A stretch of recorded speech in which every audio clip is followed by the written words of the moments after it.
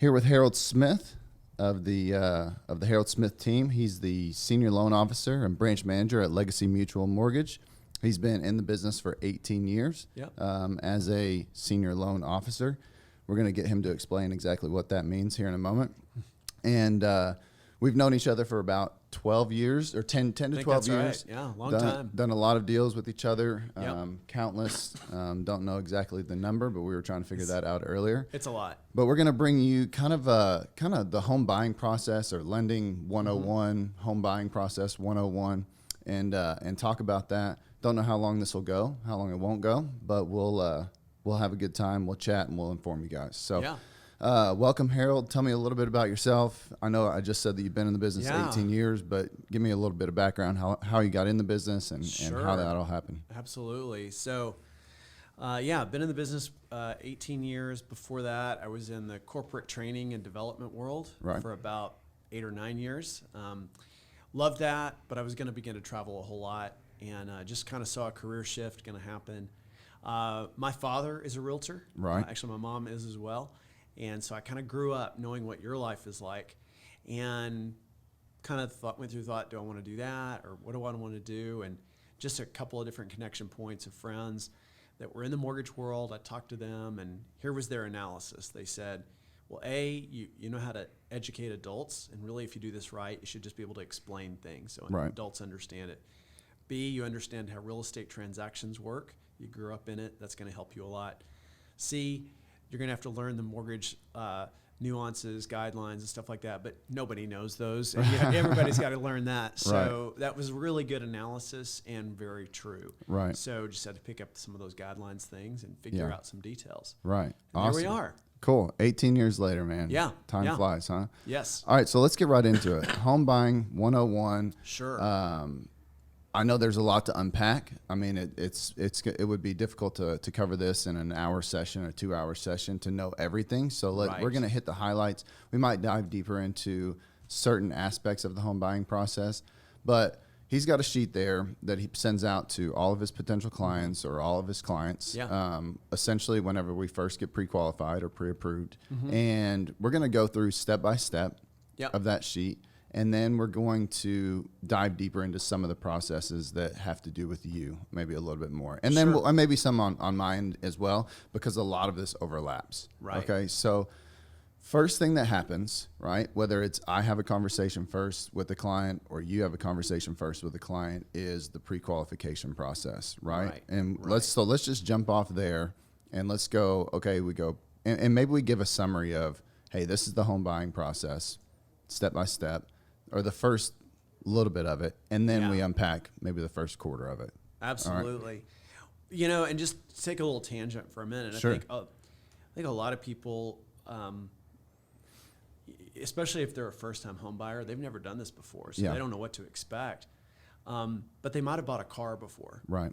And so a lot of people think, well, you just go to the car dealership and they kind of handle everything, and that's kind of true. Right. If you're going to buy a Toyota Camry, no matter which dealership it is, it's a Toyota Camry. Yeah, right. This is so different. A, it's 5 to 10 times the cost or more.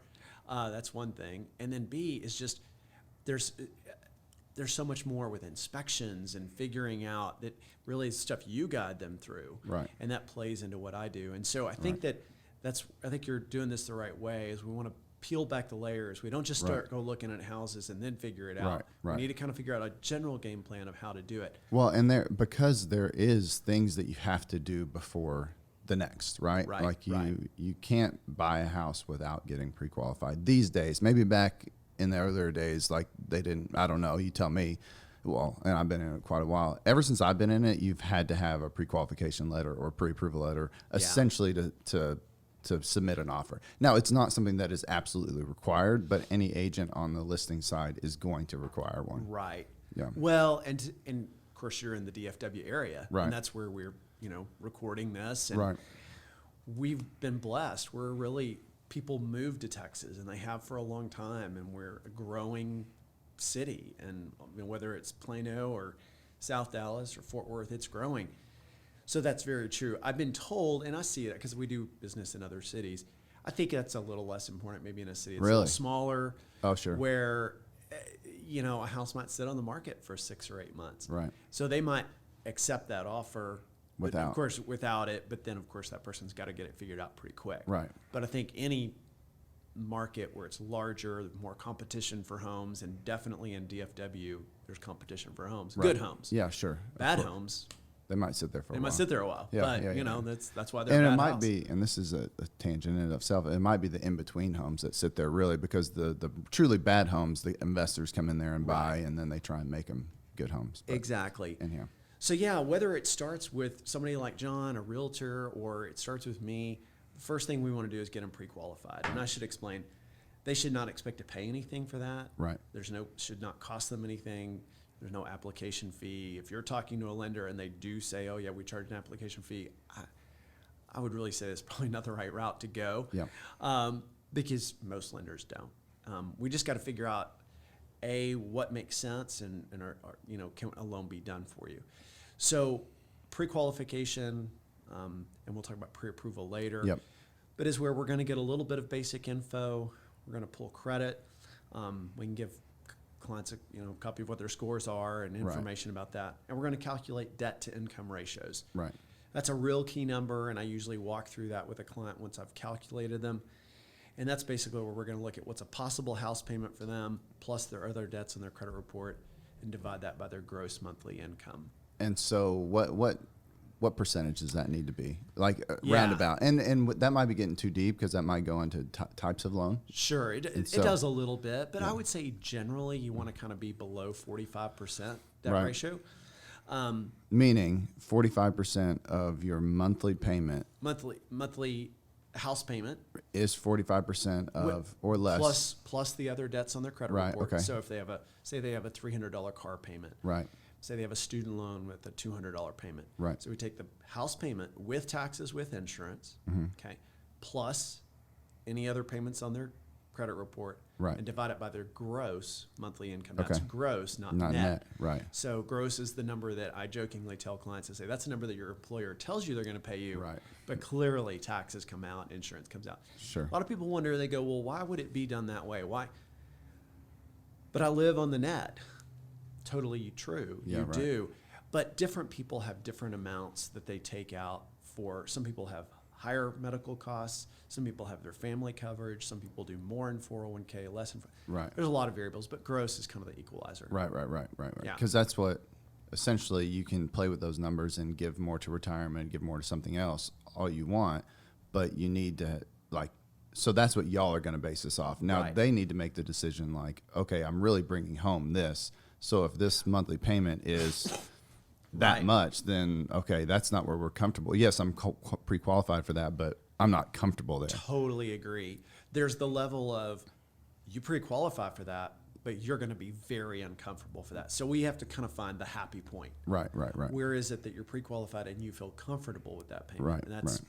very key. Has that number gone up, that percentage gone up? Or have people started pushing the limit more as houses have gone up? Because it seems like the people that I work with, maybe they haven't, their salaries haven't increased that much more, but the home prices have gone way up. And I feel like all of a sudden we were buying $250,000 houses, back when I first Right. started this, and that was a nice house. Now that same house is, whatever, maybe 500 or something like that.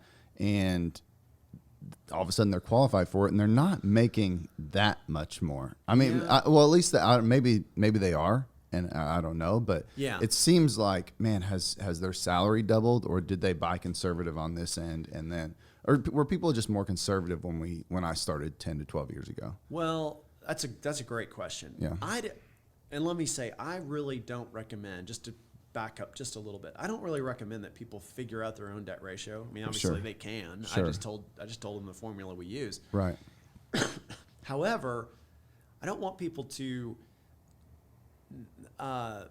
do it wrong. Sure. And what I mean by that is there's a lot of factors that we put into play. We put a lot of cushion in our debt ratio. Like, I will intentionally use an interest rate higher than where the market is. Yeah. Because the last thing I want is a surprise. Sure. I don't want to pre-qualify somebody. I don't want that to say, okay, yes, you can get a loan, and then that you go show them houses for several months or looking and all that, and then we learn there's a surprise. Right. So I want to hedge it just to make sure we're safe. Of course. The other thing I would say is sometimes we will calculate a debt ratio and it will be a little high, but I'll look at something and I'll go, well, let's look at this. Let's just make up an example. You've got a car payment of $300 a month, but you only owe $2,000 on it. I mean, and that's you're almost done. Right. Let's just pay that sucker off. Right. Maybe not now, but as we got closer, I know that let's not do as much down. Let's pay this off, or let's do this. There's variables, I call them levers, we can push and pull to make it all work. Sure. Now, to what you said, I don't really see that. I haven't really noticed that debt ratios are getting higher. I think that's a couple of things. I think one is just generally in life, people make more over time. When they're 35, they usually make more than when they're 25. Right. Now, obviously, you could have a situation where they were a husband and wife. They were both working, and maybe a few years later, maybe the wife stops working. Okay, that obviously can be a variable there. But in general, people's income usually rises. The other thing is, let's say those people that bought that $250,000 house, and this is... I like where you're going with this. Yeah, this is a really key point. Say they bought that home 5 years ago. Mm-hmm. Well, that home will appreciate, and we could run some quick math, but there's some very strong data to support that essentially because the loan balance is going down, the home value is rising, they've got some tax deductions in there. That thing they're making big money. Right. So now, go 5 years out, they sell it, oh wow, I have $100,000. Yeah. And now they're maybe doing that or some big part of that for down payment on this $400,000 house or whatever it is. Right. So it could be that that's kind of what you're thinking through is they're buying this, but they also have a much bigger down. For sure. Yeah. And I do see that quite a bit. Yeah. To where they've got, now sometimes they don't put it down, but but they've got an influx of cash that they didn't have the first time when they bought their first house. They were scraping together the 3% down at FHA when they bought it back in the day when it was 3%, and now we're 3.5%. And we'll go over some of those different loan types later on, but or 5% down for conventional, and now they've got 20% down or whatever, or maybe they have 30% down. And I also want to touch base on that too about, okay, why would you put 30% down versus a 20% down, and what advantages do you have or what disadvantages do you have in that? But well, and just to take that for a minute, just sometimes I will have people that they think that they have to take the proceeds from the sale of their house and put it towards the new house. From a tax standpoint? From a tax standpoint. That's usually this kind of comes from grandpa. Yeah, right. Which is fine. Grandpa has a lot of good information, but that's kind of some older data. That is not true. You don't have to do that. Right. You can, and usually people are going to do a big chunk of that or some of that. But if they've lived in the home, and I'm simplifying here, but if they've lived in the home 2 of the last 5 years, those proceeds from the sale of that house are tax-free. Right. Now, there's some caps on this, but they're very large. Yeah. So most people, that's not going to be an issue. So those as your homestead, by the way. Yeah. Correct. So lived in the home as the homestead. Correct. Quick caveat or quick question. Do they have to have filed their homestead exemption for that to be the case? No. Okay. No. That's kind of a whole separate thing. Right. Just gives them a deduction on their property taxes. Right. Here we're talking about income taxes. Right. But basically, did they live there? And now, by the way, I hope they filed their homestead. Of course, that yes. Gave them a deduction too. Yeah. But those proceeds are tax-free, so they can take those. They could use those dollars to pay off a car, to help a kid through college, to do down payment, or maybe they want to take a bit. Let's say they have that house sell and they got $100,000, and they're going, I really only want to put $30,000 towards the new house, so maybe that's 10% down or something like that. But I want to put $50,000 back into my retirement accounts or investment accounts. There's I work with a lot of financial planners. And you can make a really strong case for that. That, say, just for example, keeping it super simple, say their mortgage interest rate was 4%. They're a little lower than that right now. Right. Today is February the 10th, I think. Yep. They're lower than that, but we'll just go with 4. Well, that interest they pay on a mortgage is tax deductible for their primary home. So let's say they're in the 25% tax bracket, keeping it simple. Right. That means really they're paying about 3% on that mortgage, but if they're financial planner or in an investment account, they can get 6 or 7% rate of return. They're making more money on their money invested over here than what they're paying over here. I know. So those are kind of the things. And ultimately, they just have to be comfortable with what the plan is. Right. And that's why we walk them through that. For sure. And we did kind of get we got a little bit more or a little bit deeper there, but I think it's so important to know that type of stuff, whether it is your first home and maybe you're buying at 30, 35 where you already have an established job or, whatever, you've just been renting for whatever reason. Or if you're younger and you want to plan out, like, hey, this is where I want to be in 5 years, 10 years, 20 years, and you have that financial planner or the mortgage guy that knows these things and can set you on that financial plan to where, okay, well, you're going to buy this house first, but then the second house, there's a few more options if this home appreciates like we've seen the last, 10, 20 years or whatever. Yeah. So anyways, let's get back to the home buying process 101. We started with pre-qualification. Sure. Didn't make it much past that, but okay. But so let's. So basically, the steps are they're going to get pre-qualified. Again, that shouldn't cost them anything. We're going to evaluate, see what they qualify for. Then usually, what I do is I call the client back, tell them, hey, this looks great, good news. I see no problems. Now, the way we work with my team, we really encourage. It's not required. We encourage that they come in and sit down. Right. We set up a meeting. I'm going to show them a lot of things about specific to their situation, show them how we calculate those debt ratios, do some what-if scenarios. Well, what if you do this with down payment? What if you do that? What if it's a house of this? What if it's this? What happens if you have seller contribution? We'll do a lot of what-if scenarios. And again, that's not required. Definitely first-time home buyers, I stress that more. Right. Or if they just haven't bought in a long time. But that's just how we work. Not every lender works that way. Then really, though, at that point, we're able to issue pre-qualification or pre-approval letters, and we'll come to pre-approval in a little bit. Yep. And really, then we give those to them and to you and to their realtor, because those are going to accompany any offers that they make on a home. Now, that's where you come into play. Yep. Showing them homes, figuring out. The way I usually describe it is you can expect that John's going to kind of talk to you about what are your must-haves, what are your unflexibles on, what are your things like I do not want. I don't want a house with a pool. I do want a house with a pool. Right. I'd like to have a fourth bedroom. It's not mandatory. Right. Whatever those things are. Right. And then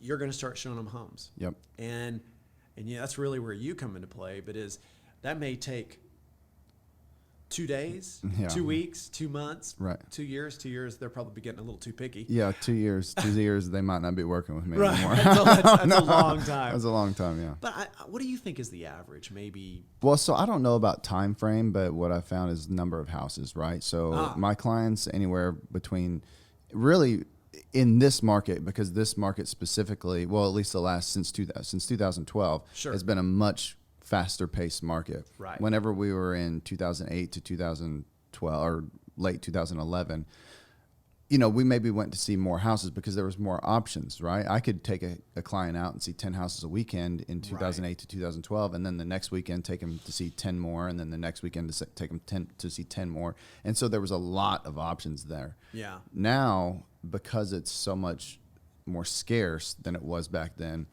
they're seeing fewer homes and they realize there's a sense of urgency. But we're still seeing a fair number of houses. So whether it takes 2 weeks, 2 months, 2 years, we're probably seeing anywhere between 15 and 25 homes would be probably the average that my clients are seeing right now. So it may you might be able to see all those in a few weekends, but it may take several. Absolutely. And it's because it's just one piece of the puzzle too, right? Because if they have to sell their house, right, to buy the next house, then we might take things a little bit slower, right? So maybe we'll go out one weekend and we're just going to hit some homes just to see what's out there. And we might do that. We might get pre-qualified, not have their house on the market, and then go out that weekend just to see, okay, is it worth upgrading for us, right? Or are we going to be in a situation where, well, we really don't have that much money in this house that we're going to get out, so we're going to have to come up with it ourselves. And so when I sell this house, am I going to be able to upgrade like I want to? Or am I just going to be in the same house? And so we'll go out that first weekend to kind of test to see what's out there. Okay, yeah, maybe I like what I'm seeing. Then we'll go out, another weekend. Or then we'll maybe backtrack and say, okay, now here's the next step. Let's put your house on the market. If you have to sell it, sure. Let's put your house on the market, get it sold, or at least under contract. That way we feel comfortable moving to the next part of the process, the buying process, really. But it's just one piece of the puzzle. So it's hard to say, okay, everybody is 2 months, 2 weeks, or the average, right? I would say more a number of properties we've seen. Gotcha. Yeah. That makes sense. Well, and kind of to rabbit trail off that for a second, one of the things I see, and I know you see this as well, is so they call you, and let's say they own a house already. Right. Now, of course, if they're a first-time home buyer, by the way, in many ways, first-time home buyer has many advantages. They don't have anything to sell. Yeah, sure. They can be more flexible at a move-in date. Yep. But let's say they own a house now, and they call you and they say, "John, we're just thinking about it. Just want to see. I don't know. We may not even do this." Right. So you begin to show them. Well, and then, you know where this is going. They see the dream house. Yeah, right. And they're not pre-qualified or anything like that. Right. Do you want to take this? Well, yeah. So that's where I was going to go. Is truly. There are some exceptions to this. I'm not going to say that there's not. Sure. There are some exceptions. But I would say any real estate agent that has had any success at all, whether they're a good real estate agent that's had success or kind of an a-hole real estate agent that's had success, they're going to want to see what you're qualified for, pre-qualified or pre-approved for, because ultimately they don't want to waste their time, especially if it's taking time away from their family, which a lot of times we're showing at 5, 6, 7 o'clock at night or on the weekends. And so, believe it or not, I mean, well, first of all, we love helping people find their homes. It's one of the most exciting parts of the job when we get to closing day and you can tell that buyer is so excited about their house. And buyers don't send you homes to pester you if you're a realtor out there. They send you homes because they're super excited about the process and super excited about moving forward. But on the flip side of that, as a real estate agent, that your goal is this is your living and you're making money at it. You want to make sure that they're pre-approved, pre-qualified, because it can be a time waste. And so I'm not going to take hardly anybody out unless I either know your financial background, you've done business with me before, and it was a breeze, and you've only and I know just through our conversations, because a lot of my clients would become friends, at least casual friends, where we talk quite a bit. I know that you've moved up got promoted in your job. I know things are better. You know, I know kind of what equity you have in your house. And so I know those things. And so I might take you out one weekend or whatnot, or one time and see a couple houses, 2, 3 houses, again, depending on the client.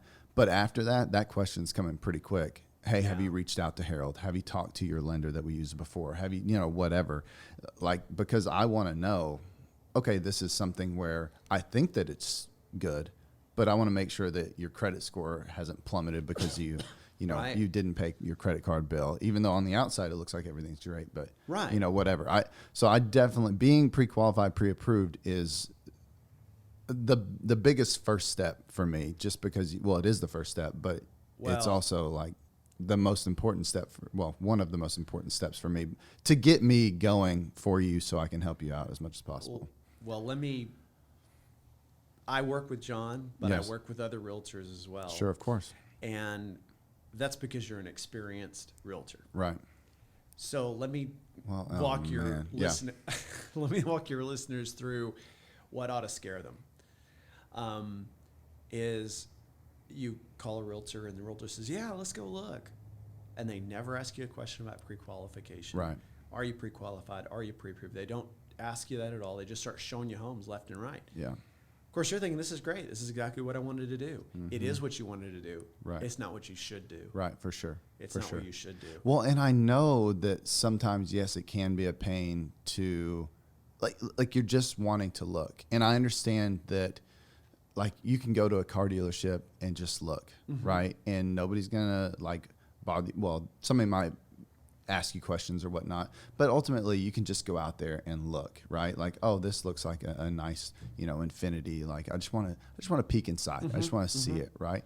And ultimately, if you get that salesperson to open up the door and that sort of thing, yes, you are taking time away from them that they could be used on somebody else. 10 minutes. But it's not the time commitment that it's going to go down a 30 to 45 day transaction where you spend hours and weeks and months looking for a property. And so, I mean, ultimately, yeah, to piggyback on what you're saying, that realtor might go out there and be like, yeah, let's go see all these properties and never think twice about asking, have you been pre-qualified, which is wild that does happen. And you might want that, and it might be a pain to gather some documents to talk to a lender or this or that, but it's so important because you don't want to look at a house that's $500,000 thinking that that's what you are going to be qualified for. You fall in love with it only to find out that you're at 350 or 400 and you're not coming close to that property, right? And so, letting people down like that is probably the biggest reason why, next to like time commitment, that it's for their benefit. It is. And well, I'm going to share a story. This literally happened on Saturday. Right. So 2 days ago, got a call from a realtor I've known a long time. He's a great guy. He really does business the right way. But in that conversation, he told me, oh yeah, such and such. And I had done a loan along with him for such and such. And they were a very qualified couple. Right. No problems. I'm sure probably everything's fine.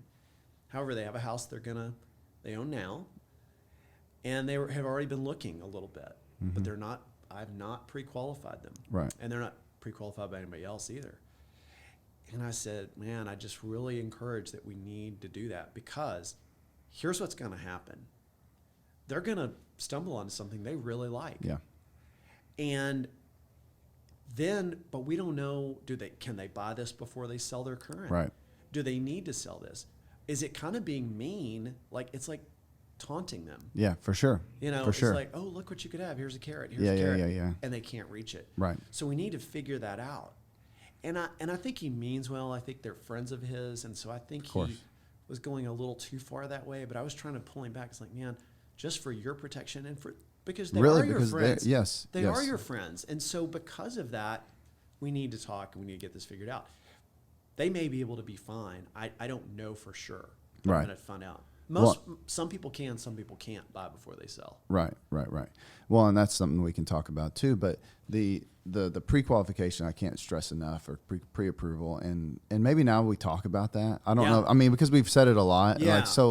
I know that we're kind of putting something in there that we haven't finished the loan process, but pre-approval versus pre-qualification, I'm fine. Just to kind of set this up a little bit. It doesn't matter there is a specific difference, but I am fine whether it's pre-qualification or pre-approval to go out and show somebody. Right. I just need to know that they have talked to somebody and that somebody has given the check, the check mark. They've checked the box. Hey, we're pre-qualified. And then real honestly, maybe I've had a conversation with the lender too, especially if I don't know them. Like, hey, what's the deal here? You don't have to give me like too many crazy specifics or anything like that. I know that that's not, whatever, that aside, I just need to know, hey, like, how confident are we that this thing's going to get done if I go out there and start showing people? So pre-qualification means that we've pulled credit. Right. We talked to them about their income and assets. And based on all that, the debt ratios work, the credit's okay for this price point of home. Right. Okay. Of course, under that is going to be fine. Sure, of course. So that's pre-qualification. Pre-approval is a little bit stronger level. You might call it. It's on steroids, let's say. Yeah, sure. That's where that borrower has actually provided us with copies of pay stubs, bank statements, tax returns, any assets that they might be using for down payment or just for reserves. Reserves is money left over after closing. Right. So we liquid, yeah. Right. We can then say, I know, I've seen the documentation. This person is okay. Right. Now, for some clients, honestly, being pre-qualified is totally fine. Right. And that's all they need to do. Right. Good example, let's say you had two teachers. Okay. Their income's pretty straightforward. Yeah, right. It's right down the fairway. You're not going to have a lot of drama with that. We have a client we've worked with where the husband is self-employed. Okay, that's a whole different deal. Really need to get that guy pre-approved. Right. Because we have to analyze his tax returns. There's more to it to making sure he may say, and he may be totally honest, this is my income. Right. But he may be thinking that's my gross, that's what my business makes. But okay, there's all these deductions. Right. So self-employed people, we really stress pre-approval, not just pre-qualification.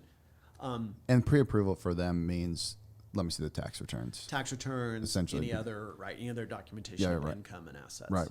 That's right. Yeah, because you want to know what that number is after you've taken all the deductions, right? Again, because we don't want any surprises. Yeah, for sure. We don't want you or any realtor showing them for weeks and months on end, only to learn, oh, we got a problem. Yeah, for sure. That's not good. Yeah. Okay, awesome. So that's perfect. So when we say pre-approval, pre-qualification, they're very similar, but we're not. There is a difference, and a lot of times the difference necessarily it matters in the way of speed to close for them.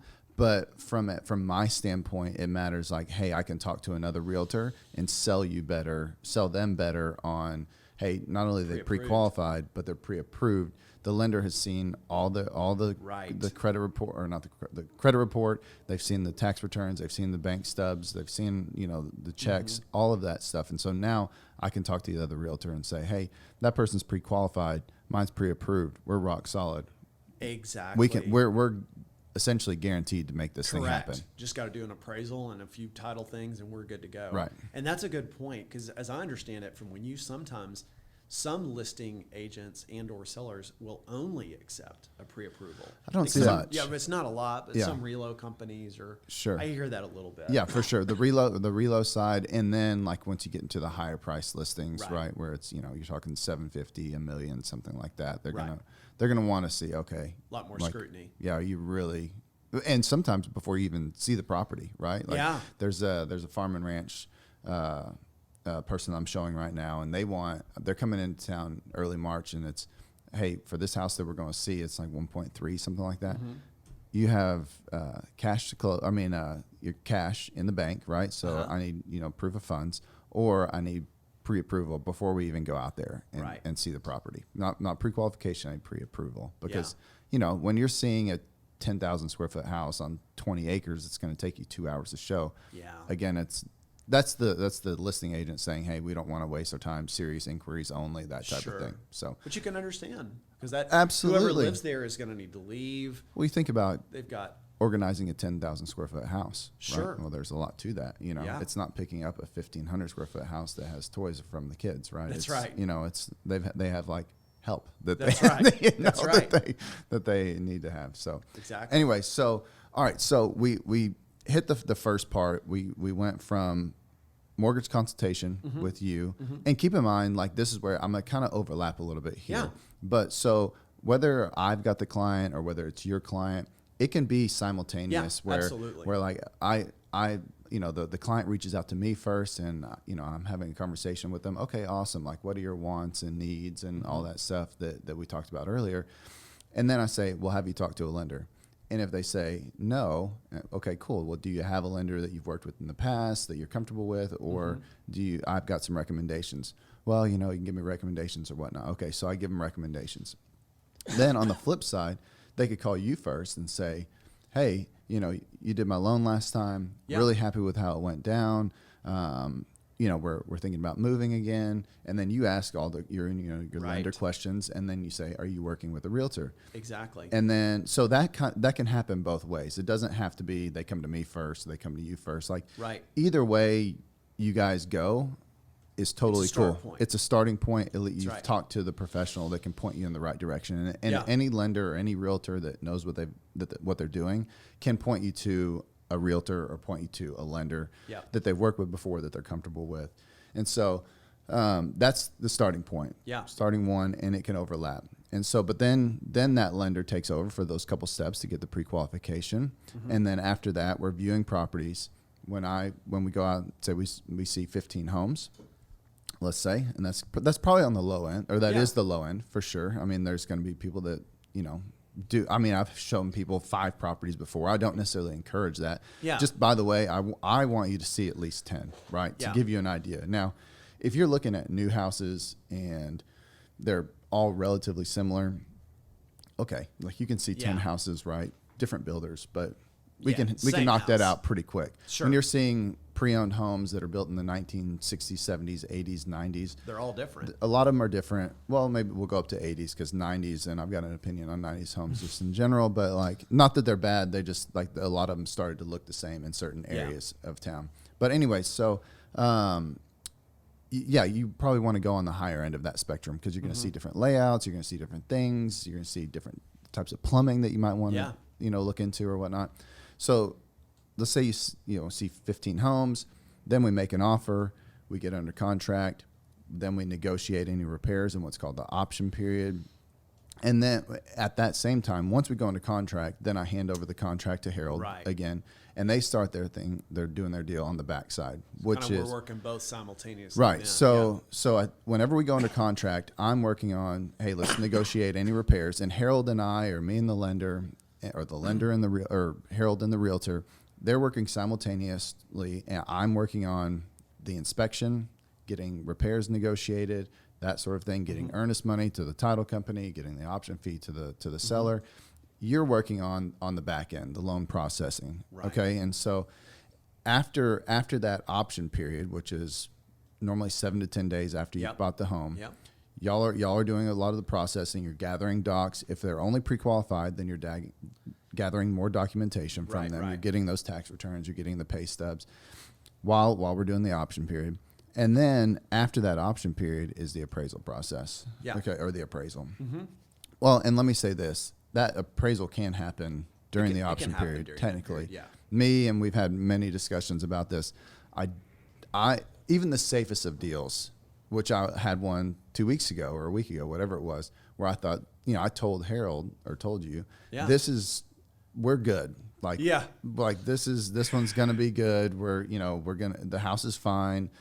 And hours before the end of the option period. Literally hours. Literally, we at 4 o'clock. The option period generally ends at 5 o'clock unless otherwise specified, which was a great change that they made, I feel like, instead of midnight. But literally at 4 o'clock, it was, no, we're not going to make this work. And we had essentially agreed to the repairs. Yeah. But it was one of those things where the negotiations didn't go so well. Buyer. Yeah, my buyer. Yeah, my buyer said, and totally justified, I feel like.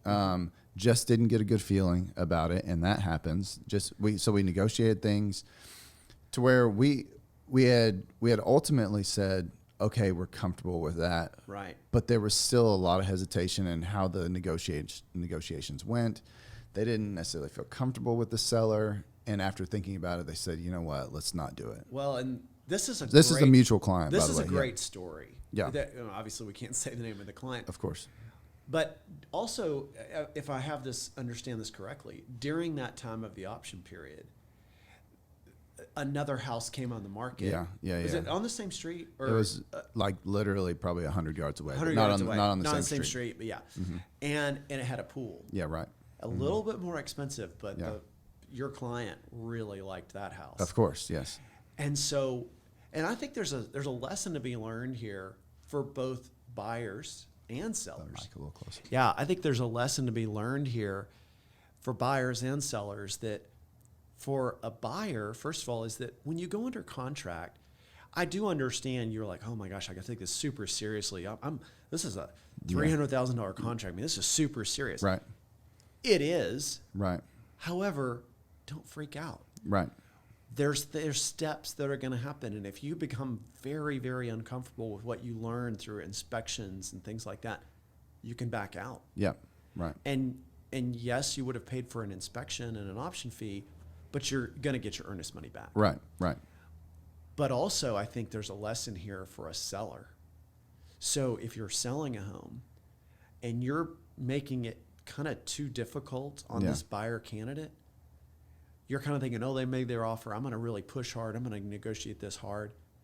What if another house comes in the market that's a better house? For sure. And you gave them that time and you let a good thing get out of your hands. And there is no doubt that buyers really in general, because whenever I send my clients searches, I don't stop the search as soon as we go under contract. Generally, we'll do that after the option period ends, but that's just because there's less. It's harder. Well, it's really hard to get out of the contract. It's more expensive. At that point.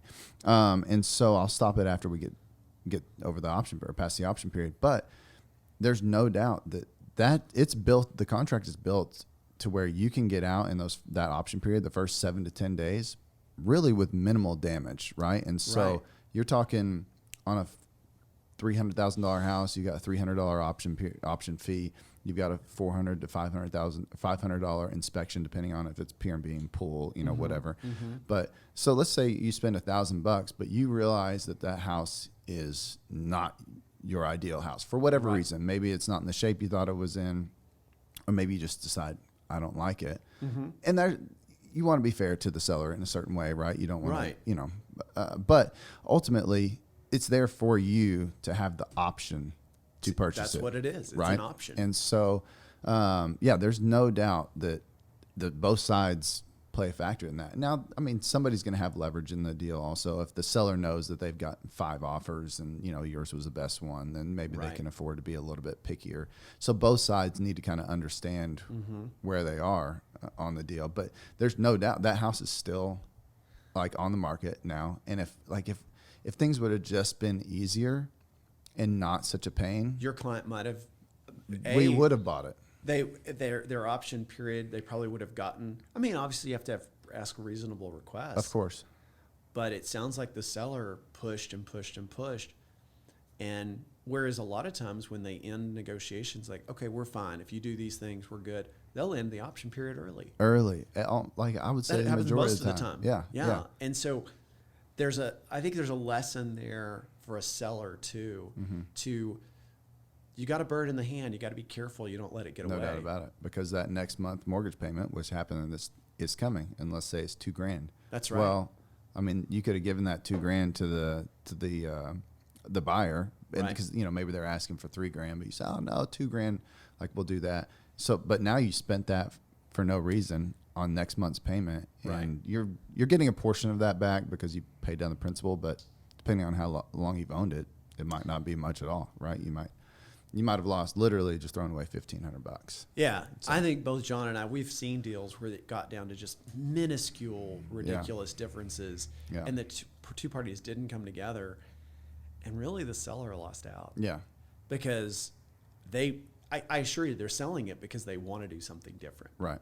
Either they are under contract to another house. I mean, there's clearly, they want to sell the house. Right. So, anyway, that's a great story. Yeah, very interesting. It does happen. Things like that happen all the time. And maybe while we're talking about buyer 101, you bring up a great point in that, hey, like, let's relax, because it's going to be, the process is not going to be just a straight line, perfect. Everything's going to work out.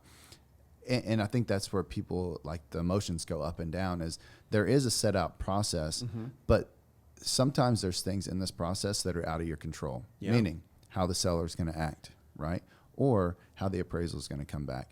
Not every seller is dying to sell. Not every seller is, going to be hardcore and, really dig their heels in. There's going to be different situations. Maybe they're out of town and they're just ready to get rid of it. Or maybe this was, their mom's house and the mom passed away, and they're like very sentimental about the house, and it's on the market, but they don't really want to sell. Right. And so as a buyer, I can completely understand why that can be frustrating. It's like, okay, well, they have it on the market for X.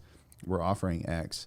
Why is there some hesitation? Or so understand that there are different situations for every seller for different situations for every seller. And so you have to navigate those roads. And now that's what I'm here for. In some ways, that's what you're here for, because it is very much a team situation. Yeah. But it's everything is going to work. I've literally, I'm not gonna say never had something work out, but it's few and far between where we can't get something done that is really beneficial for you. There might be some, especially in this market or the last 7 years market, 8 years, there might be some times where you're disappointed that you didn't get a certain house, but I promise you, like, that next house, you're going to think, man, I'm really kind of glad we didn't buy that last house, because this house fits us way better, And so that happens all the time. And so I think, when you get started and you talk to me, or you talk to Harold, you talk to a lender, talk to another realtor, just know that it's going to be good, as long as you put good people in your corner. Right. And so people that are knowledgeable about the process, people that have done it before. That's not to say that new agents, can't be good, but they better have somebody that's behind them, kind of coaching them up and all that stuff. So anyhow, so getting back to this, we're going to run through this real quick. And then, because I know we've been out here 45 minutes and we haven't finished the whole thing, but by the way, we will put this this home buying process sheet like in the description, or if it's on YouTube, or we'll put a like, I don't know, maybe your email, my email in the Facebook, whatever in the comments. And so we can get this to you if you want to see it on PDF or electronic file, whatever. Whether they work with me or whether they work with you. Yeah, sure. The process is the process. Exactly. And you can search for it and you can find it out there. But if you want it to where, hey, I know that they were talking about it and it seemed like, they had it all organized. But it's a very easy one page PDF that outlines the buying process, and is really a big help as far as expectations. It helps set the expectation for what it's going to look like. It doesn't have any length of time on there, because that's going to vary depending on several different factors. But we'll get this to you. Well, one thing it just dawned on me that I didn't say, and we haven't talked about yet, is a lot of people wonder, okay, what's going to happen in this option period? Sure. Yeah. And so you go under contract, realtors helped you negotiate that price with the seller, and then this goes into this option period. Like you said, you're right, it's usually 7 to 10 days. It could be shorter, but it's usually that length of time. Well, the design of that is for an option for you as a buyer to get the home inspected. It's not required. Right. We don't need a copy of the inspection report, but please do. Get the home inspected. Yeah, please do. Yeah. And by the way, I've had people get a home inspection on a new home. I recommend that as well. There's only been literally, and it's a shared client, I think there's been one time when we didn't get the pre-owned home inspected, and it's because they had inspection, like several inspections before. I think it became that, part of the seller's disclosure, and there was good legitimacy to that. Yeah, and the inspection looked like a good inspector has done it, or had done it, and so. But that's not the norm. No. And I would not recommend that at all. Well, what I tell clients when they come into the office, I kind of explain this, and it's a little bit really what you're guiding them through, but I say, okay, they went in the house and they liked the colors, they liked the floor plan, they liked the backyard, they liked where it was located. They liked the general floor plan of the house, but I bet they didn't turn on the oven and see if it heated at 350. Right. For sure. They could. It's weird. Yeah. I mean, I don't know if I've ever had anybody. I mean, who's going to do that? I mean, you don't go into a stranger's house and turn on their oven. Right. You just don't do that. So, but that's what the inspection is it's the things that are important about the house that you just aren't going to know. Is the hot water heater really old and about to go out? Oven.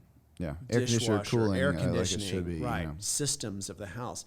The upstairs bathroom doesn't flush. Right. Okay, well, I kind of want to know that. Why? Right. What's going on? So it's those things. And then based on that, that's where you kind of guide them through. And you want to kind of talk about what you do based on those results? Yeah. So ultimately what happens is when we have the inspection, we'll try and, let's say it's a 7-day option period. I really like to try, if at all possible, to have the inspection in the first 2 to 3 days in there. But and it seems like that usually happens. It does. It just depends on the inspector's schedule, right? Because I truly have multiple inspectors, but I really like to use one because he's very thorough and I feel very confident that he's going to find out. Obviously, there's going to be things that are missed. It's human. There's a lot of variables in the house but he's going to get all of the main stuff for sure. And then there's going to be some little thing, or a lot of little things along the way that he's going to point out as well. And so on the inspection, we're not looking, and depending on the age of the home, and if it's a new home, it's different than this. So talking pre-owned homes, we're not looking for the small ticky-tack things, right? You're going to be notified about, this needs caulking, or this board needs to be replaced, or this, whatever. We're truly looking at, okay, does the roof have hail damage? Are there signs of a leak? Is the air conditioning cooling between 15 and 20 degrees? Is the temperature differential between there, between the intake and the outtake or out? And what does it look like? Is it old? Is it rusted? The water heater, is the bottom rusted? Are there some rusting pipes that look like, hey man, this thing's a ticking time bomb? And this is where an experienced agent or an experienced buyer comes in play, because man, you might look at the air conditioning and it's functioning fine, but two things. One, it looks really old. Mm-hmm. Like it's, maybe there's a manufacturing date of 1995. We're in 2015. Right. They do last that long sometimes, but you know you're on borrowed time at that point. And so you have to be either, you know, comfortable with moving into it with the 1995 air conditioning, or we have to figure something out to where we can either get some sort of credit or we can, you know, get something worked out there. Whether they service it to make sure everything's running, you know, well, or, you know, whatnot. So anyway, so we'll gather all that data. We'll then go through the inspection after the fact. So we go through it at the house. Then we get the inspection report, and I like to go through it again just to make sure that you're not missing anything that's very important, because there's a lot of information thrown at you at one time. You were there reviewing the inspection for 30, 40 minutes. Maybe we go around the house and he shows you some different things as far as like, okay, this is where the toilet's leaking, or this is the toilet that's leaking. This is where the roof got hit by hail. This is the air conditioner I was talking about with R22 refrigerant. You know, like he's showing you maybe different things outside of just the pictures in the report. So it's a lot to take in. So whenever you get that report back, let's sit down. And the inspectors always said, okay, let's take two different colored highlighters. One highlight with things that you can do yourself. I can caulk, I can, you know, tighten this bolt on the toilet so everything, you know, so it's not leaking. I can do those things. And then the other one, highlight the items to where you want to negotiate and you want to say, hey, the seller really needs to take care of this. Keep in mind, one little caveat to that, it really is, the market plays into what can and can't be negotiated, right? And the amount of traction that seller's house has got. If that house is in a multiple offer situation where the agent has told us, you know, hey, we have so many offers, you know, or we're stopping the showings at 5 p.m. on Sunday because we're just overwhelmed with the number of showings. Right. And you're trying to go in there and on a $300,000 house and you're going to say, hey, we want $10,000 worth of repairs. It's probably not going to happen. There's a possibility, of course, but that's setting yourself up for failure at that point, right? So they don't need to accept that, right? So they can. Oh, okay. Next. Well, yeah. If you don't buy it, then the next person will, right? Like we've got that much attention. So keep in mind, like there's a lot of different variables to how we go about asking for repairs. Whether we ask them to fix it, or whether we ask for the credit. I'm a big fan of getting a credit. I know you are as well. I am. Maybe for two different reasons that we can go into, but my reasoning is, one, I want my guys to do it. I want my guys to fix the air conditioner. I want my guys to install the water heater, because listen, we come across the stuff all the time where the water heater's new, but it was installed terribly. Right. And so they can check the box and say, hey, we put in a new water heater. Here's the receipt. It's from a plumbing company, but we might not know that plumbing company is their, you know, the wife's brother that has a different last name that did it for nothing. And he hadn't been practicing plumbing in 10 years. He just had some leftover, you know, letterhead. Right. And so you want to be careful with that. And that's why I want the credit. Y'all might want the credit for, and you can talk about this, but because it makes things cleaner and easier on it does. It makes for fewer. I've seen where people will negotiate 10 different repair items. Yeah. And we get a copy of that. Right. And so when there's these 10 repair items, along with other stuff, we have to include that in what underwriting sees. Right. And so what's going to come about is we have to have proof through invoices or another appraisal inspection or whatever that's work is done, because you negotiated for it to be done. Right. So we have to prove it did get done. Right. And so I've had closings where we're doing great. We've done everything we're supposed to do. The borrower's been great. And then they get to a final walkthrough 2 days before or 1 day before, and all of a sudden work is not done. And there's this big stressful situation because they were planning to move in, and I'm on the sideline. I can't control that. Right. So I'm very much a fan of. Now, there are some things that I would say are more costly that maybe you should get the seller to pay for. And I think you've even done this before, is like heating and air conditioning system. Maybe you, along with the client, get 2 or 3 quotes from people you like, you trust, and then you go to the seller. Here's the 3 quotes we got. Right. Mr. Seller, we'd like you to Choose out of one of these three. Yeah, and we want this company, but we're only asking you to pay this. We'll pay the differential. Right. Because we like this super high efficiency unit or whatever they're going to do. Right. So I've seen that. And that way, at least then you know For your sure. choice in the quality of what's done. On that point real quick, and that's especially when you're talking about some repairs that could be like foundation, right? This is the prime example that I use that I want to make sure that, let's say we're doing a conventional loan. And so it's not terrible foundation issues. So we'll probably get funded and probably won't be too much of an issue, right? Won't, not like an FHA loan, but so we could probably make it work to where, they give us a credit for the foundation work that's needed. Mm-hmm. But the negative to that is, let's say you do the foundation work and they jack it up, but they also then break the plumbing is, right. Comes up. You have a cracked pipe at that point. If the seller does it, then if the seller does that repair, then they need to go and fix the plumbing repair, right? Because it's not going to pass the plumbing test. Mm-hmm. And so then that needs to be taken care of. If we get a credit for you to get the foundation work done, you do it and you crack the plumbing, that's on you. Right. And so that's one where I'll talk with the buyer and say, hey, what are you comfortable with? And we'll talk about, yes, they're offering this much money for it. But, because the foundation companies too, like, they can be fly by night. And so you want to make sure that somebody that's reputable, that's going to be around for a while to get that lifetime warranty, does the work.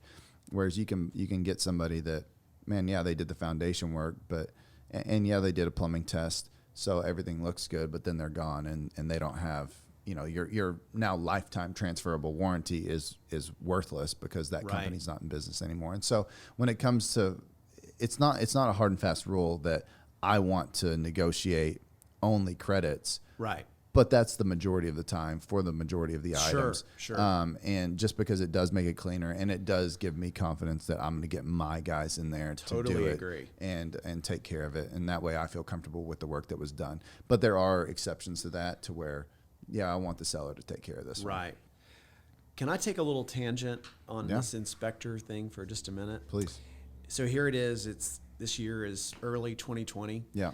And one of the things we've seen happen in the real estate world over the last couple of years, but in particular, I would say last year, and John and I've used the term, there's been some companies enter the real estate market, and we call them disruptors. Yeah. Mm-hmm. And let me say, some of these disruptors are bringing about good change and sure. positive change. Yeah. There are some, however, that I am very, very concerned for home buyers and the advice they're giving to people. And let me walk you through that, and this directly relates to inspection. So I'm not going to name any company names, but there are some companies that will say to a buyer, oh, if we will work with you and we'll give you a credit of 1% of the purchase price or 2% of the purchase price or some other commission kickback thing, whatever it is. And so, of course, as a buyer, you're like, oh, man, that'd be great. That would help me with furniture and whatever else. Well, and so then you're sort of lured into working with somebody you don't know. Right. You don't know that realtor. You have no personal connection. You don't know anybody else that's worked with them. That scares me for the consumer. Right. And let me walk you through this, because let's say you're not one of these. And we probably ought to later talk about how you get paid as a realtor, because that's kind of important. It is, especially from the buyer side. Yeah, exactly. Yeah.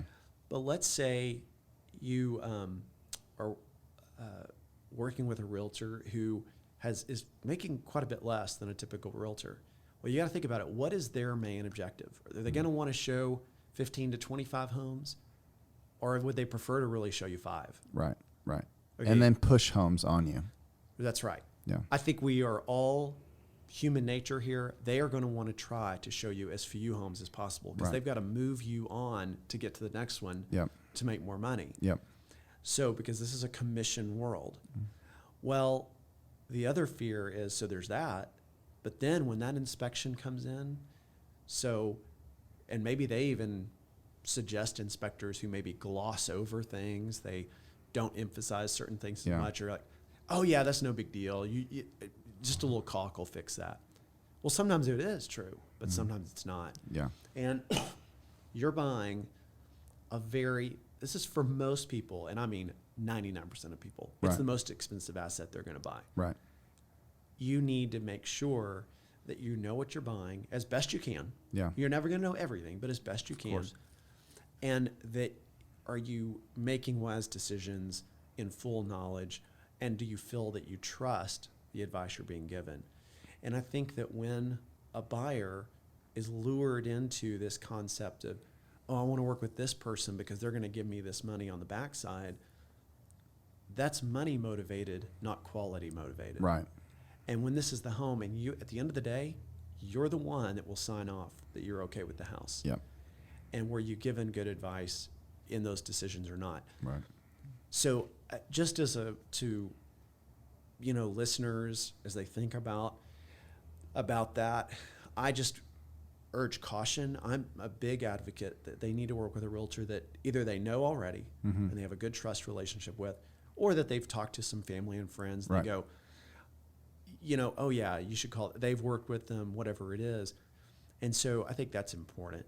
Yeah. That's just that triangle of trust. I know this person because this person had a good relationship. And maybe you ought to talk about that. Like, how do you get paid? I mean, I know, but yeah, sure. So we get paid. Realtors get paid from we'll talk about both sides, but from a buying standpoint, we get paid on the sales price of the house, right? So if it's $100,000 house, on the buyer side, generally we make 3% of the purchase price, right? And so $100,000 house, and keep in mind this is why you need to work with somebody that you trust. You get paid 3% of the purchase price of the house a lot of the times. Overwhelmingly majority of the time you make that money. $1 million or less most of the time. So what that means is whenever you sell a house or you buy a house for $100,000, I make $3,000. If you buy it for $150,000, I make $4,500 bucks. If I $200, $6,000, and so on, right? So where I feel it's very important that buyers know that is, one, buyers don't necessarily pay the commission out of their pocket. It's paid by the seller. It's paid by the seller. In a roundabout way, you could maybe say that the buyers are involved in that, or they are involved in that process, but ultimately it comes out of the seller's closing cost, right? So they've already signed a listing agreement with the listing agent that says how much they are going to pay the buyer's agent, pay the listing agent, pay the buyer's agent. That's all in there, right? Yep. And so that's ultimately, whenever you're being represented from the buyer side, that cost is not yours, right? It doesn't come out of your proceeds. It's already baked in. Right. And so on the flip side, whenever you go to sell the property, just know that you're going to be responsible for paying the buyer's agent and the seller's agent, right? And so where those discount realtors that say, oh yeah, I'll work with you and I'll give you, they're taking of that 3%. Now, first of all, you're a broker. Right. It's a higher right. It's a higher level of realtor, but a lot of them aren't, so they have to pay something to their home office. They are taking that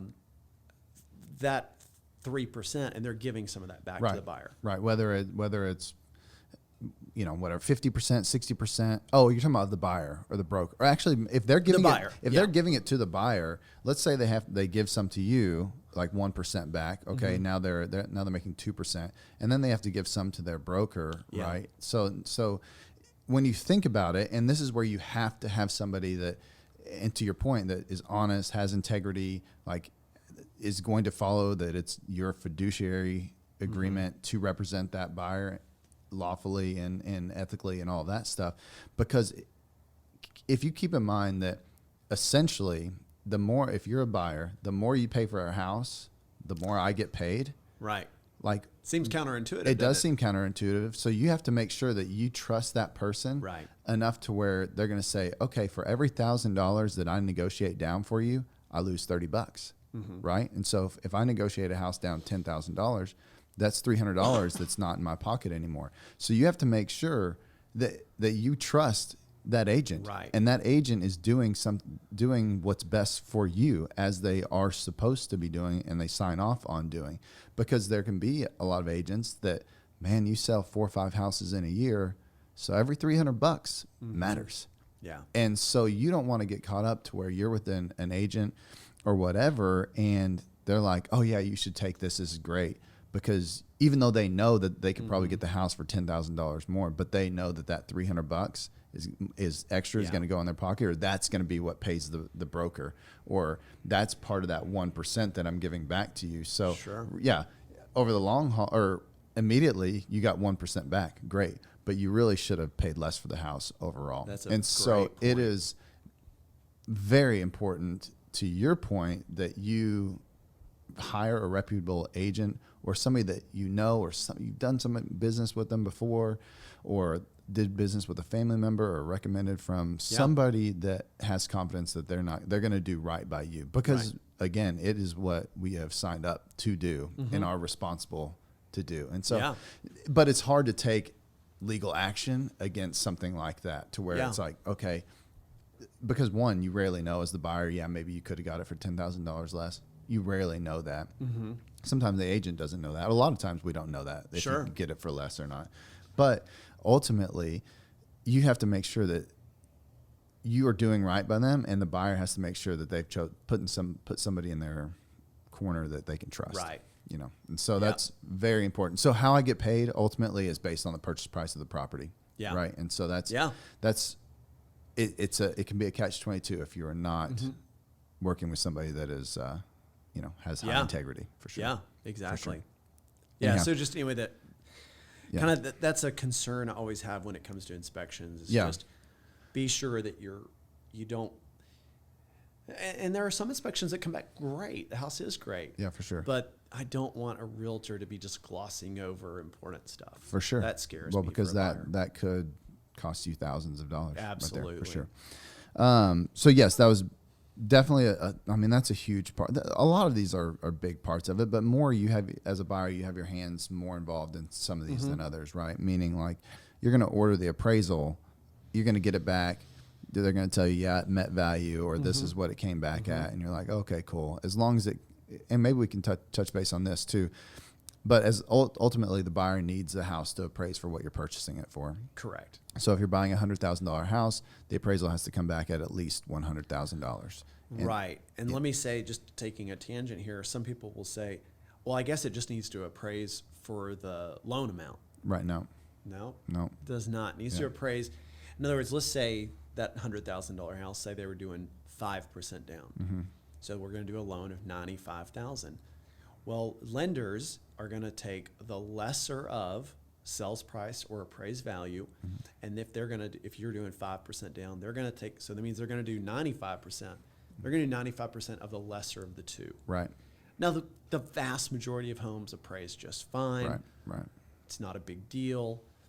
And occasionally, I think we've even had this where a house appraised, the appraisal came back in, it came lower, and I called you and you said, okay, I expected this. Right. There are sometimes you just knew, right, based on, you're like, there was a lot of interest in this house. Right. We kind of anticipated this. I've already got my plan. Right. So I like hearing that. For sure. I don't like it. And sometimes we just have surprises we don't know. No doubt about it. But and we work through it. That does happen. And the appraisal is, I don't want to minimize it, because maybe you don't. What I mean by you don't have a lot to do with it is you order it, it comes back. It is what it is. It is what it is, right? Whereas during the option period and the inspection, you're hands on. We're having lots of conversations about, should we ask for this? Should we not ask for this? How should we go? And so there's a lot of back and forth in that, where the appraisal's a little bit, generally, not all the time, but generally a little bit more cut and dry there. But so to work our way through this real quick, we've got after the option period, then we're doing the mortgage processing and all that stuff again. That's when the appraisals order, right after the option period. Y'all are going to do some things like verify the employment, verify income, verify the assets. All that happens really, really quick, right? The option period ends. We order the appraisal probably that day, maybe even the day before. And then if something happens, like, you can cancel the appraisal. Right. But then they're going to verify the employment pretty soon after that. And then it goes to underwriting. Yeah, exactly. And some of these things are happening kind of simultaneously. For sure. We may go ahead and get the verification of employment done while inspections are being done. Sure. but we don't want to burn money on an appraisal too soon. Right. Yeah. But yeah, so loan gives Actually, can we touch base on that real quick? So just keep in mind, because some of these things can overlap. Whenever you are in your option period, let's say that we have a real tight window to get this house closed. Say 3 weeks. We want to close in 21 days. Yeah. Ideally, like we were talking about earlier, you want to go from day 1 to day 0 to day 7 and just have your option period and negotiate repairs. But if you're trying to close in 3 weeks, you don't have time to wait the entire option period and then get your appraisal.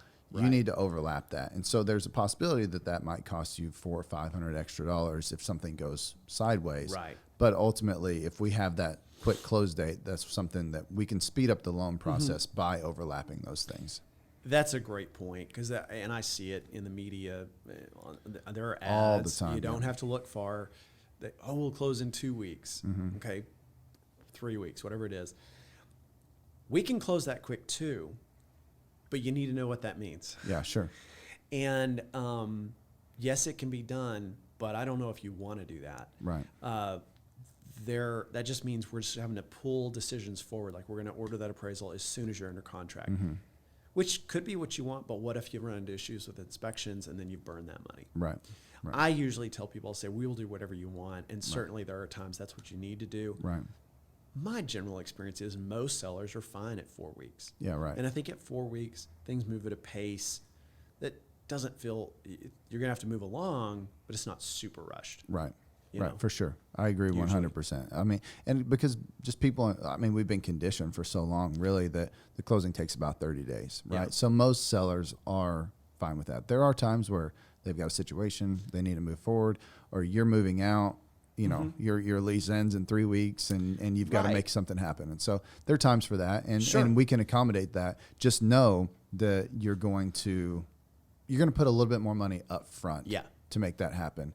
And ultimately, in the grand scheme of things, the risk is minimal, but you are putting up a little bit more money on the front end than you would normally. Well, and I will not again name names. There's a competitor of mine. They're a large national competitor. They advertise heavily, and they are very known for ordering an appraisal very quickly when it goes under contract. Right.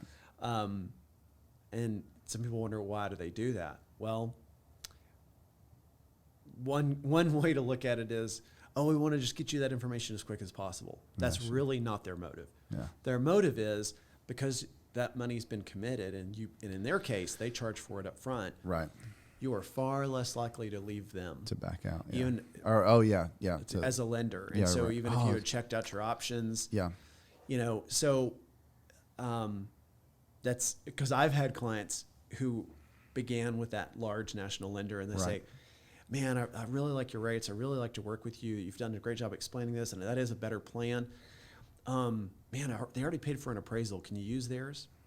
Nope, I can't. Those are lender specific. That's all lenders. Well, could you not charge me for that one? I mean, man, I'm sorry you started with lender X. Right. But it is what it is. Right. I'm happy to talk, but yeah. So that's an unfortunate situation. For sure. Yeah. So moving on, talk about underwriting. Underwriting, yeah. Yeah, real quick. So first of all thing I tell people is do not fear underwriting. Right. Especially if we're pre-qualified, we're pre-approved. Underwriting is going to happen on all loans. It is a live human that is going to review the loan. Yep. They're going to make sure it meets the guidelines of Fannie Mae, Freddie Mac, FHA, VA, USDA.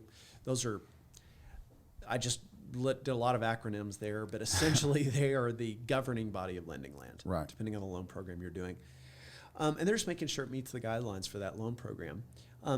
Very commonly, there'll be a question or two. Oh, hey, I didn't see this in there. We were waiting on that. The borrower just wasn't able to get it yet. Or some question about the appraisal or something. Right. So don't fear that.